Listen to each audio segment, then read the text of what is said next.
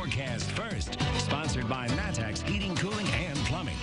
Well, all is calm in Champaign right now. As we look at the Roofing Dugout at Bratcher weather camera, we have had some storms around the area.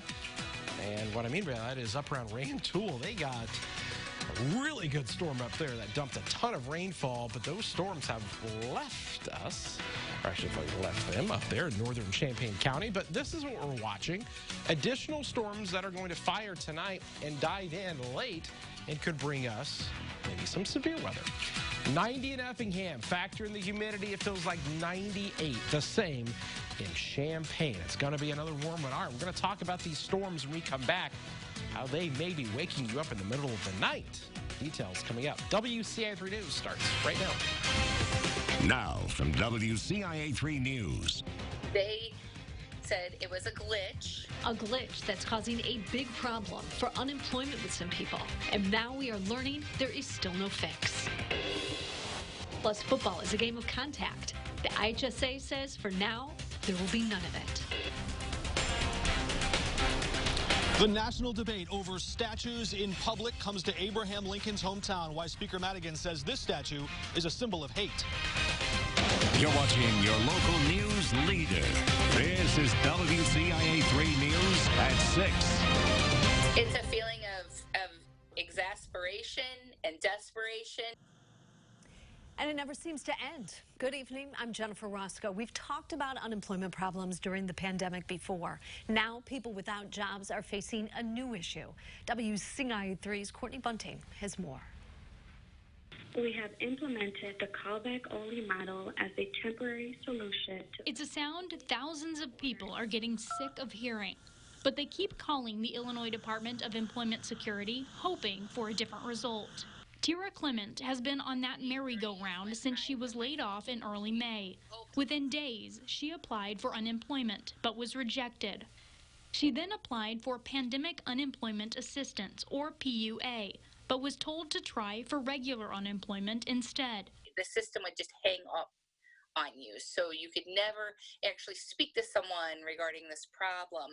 Finally, she heard back. On a Saturday morning, I get a call from someone, and they said that, yes, I was eligible for PUA. They didn't know why the system was doing this.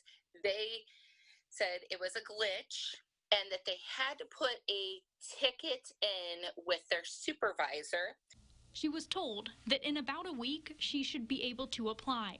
But instead, nearly 2 weeks later, she's still seeing this. We're calling ourselves the PUA Illinois glitchers out there. There's a whole group of us who are in this situation. Clement says she'll likely be brought back to work in the fall, but she's afraid of what will happen in the meantime. Savings is running out, and I need someone from IDES to look at what's going on with me and tell me what I'm supposed to be doing. I have no idea and no one to talk to. Reporting, I'm Courtney Bunting, WCIA 3, your local news leader. Now, Clement tried to call unemployment again this morning at 8:30. She was told she would have a 25-minute wait. She still has not heard back. And we reached out to IDES. They continue to ask people to use their callback method. They say some can expect a long delay because of the amount of callers. You can only put in one request for a return call at a time. If you are in a similar situation, we want to hear from you. Information on how to reach us is on our website. The pandemic also to blame for this. Parkland College in Champaign needs to cut more than 6 employees. President Tom Ramage sent out an email to the staff today. It said the college needs to eliminate 65 full-time workers to deal with an expected $5 million budget deficit and a 20% drop in enrollment. He says no decisions have been made as to where those cuts will be. That may not happen until August.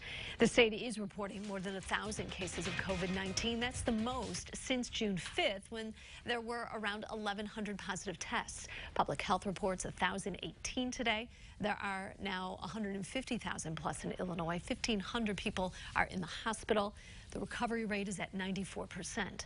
20 more people have died. There are now more than 7,100 deaths total.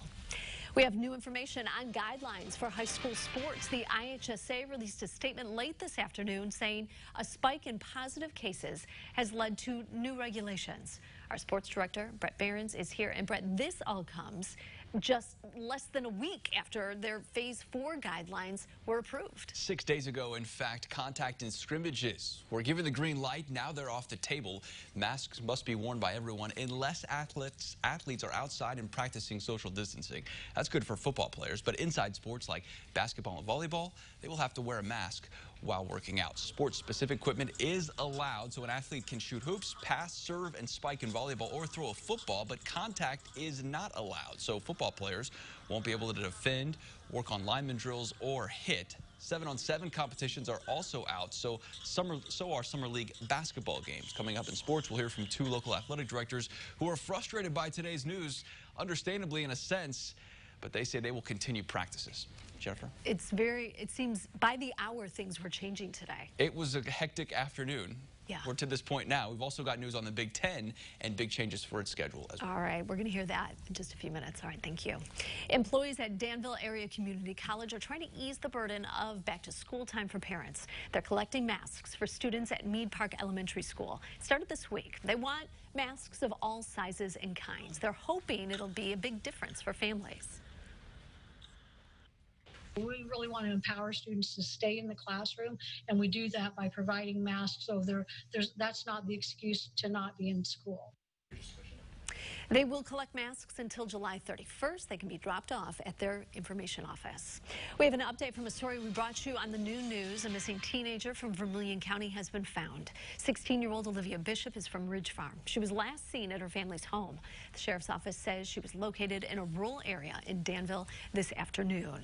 And this is an update. A U of I police officer has been fired after he was accused of sexual misconduct. Brian Tyson was suspended without pay last December. He was later discharged in January. The Office for Equity and Access decided he violated the sexual misconduct policy. But Tyson felt it wasn't fair for him to be discharged, so he asked for arbitration. That won't be happening. Both sides reached an agreement. It's now considered resolved. Tyson has agreed to never work at the university again. He also has a no-contact order with the victims.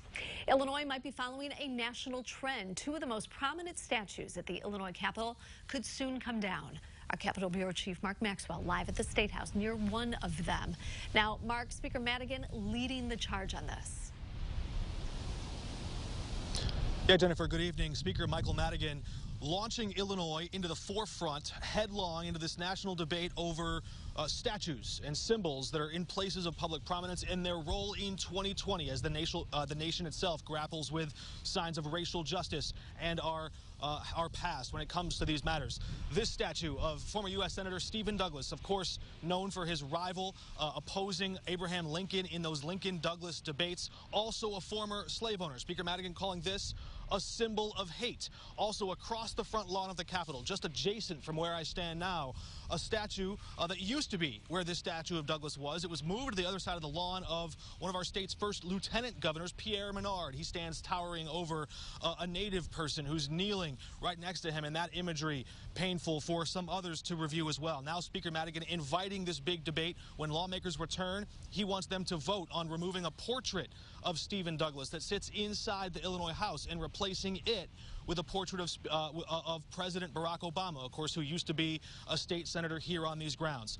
But could there be a new statue where Stephen Douglas stands today?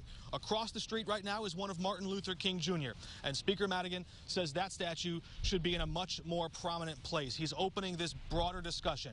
One comment that Dr. King and President Obama used to repeat was that the arc of history is long, but it bends toward justice. What an interesting sign of the times it would be that Speaker Madigan, the former protege of Richard J. Daley, the mayor of Chicago who clashed with MLK, could be now putting MLK's statue in a place of bigger prominence, a sign of the times, and certainly an interesting discussion that will unfold over the weeks to come. Jennifer? All right, we'll see if it comes down. Thank you, Mark. The Illini football season was scheduled to open against Illinois State. Why that game is now not going to be played. Brett alluded to that. We'll have more, and also tonight.